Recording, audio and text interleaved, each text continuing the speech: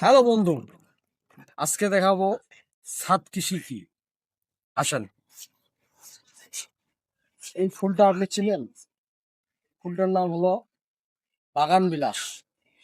এটার নাম বাগান বিলাসের কারণ একটাই হলো এটা প্রচুর হারে ফুটে, যার কারণে আপনার ছাদে হোক, আপনার বাড়ির দরজায় হোক, মেন গেটে হোক, এটা লাগালে আপনার মুখরিত হবে আপনার বাড়ি। তারপরে দেখেন, এই যে নিচে যে ছোট টবের গাছটা আছে, এটি হলো ঘাস ফুল।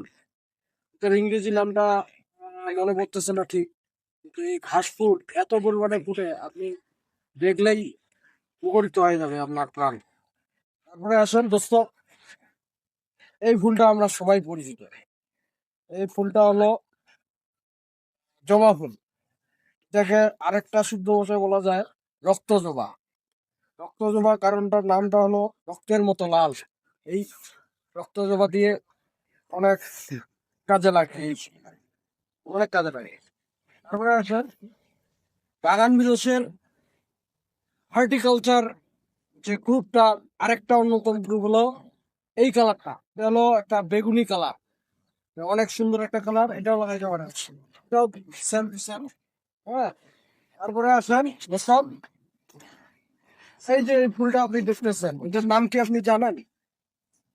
এটার নাম হলো রক্ত জবা। এটারও 3-4টা ভেরিয়েন্ট আছে, বর্তমানে আমার কাছে এটাই আছে। এই যে একটু কাছে আসেন, এটা দেখবেন যে লাল টকটক।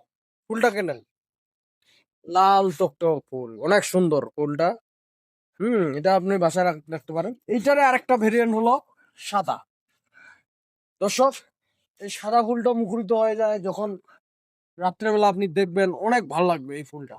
হ্যাঁ, এই কাঠগোলাপটাও অনেক সুন্দর।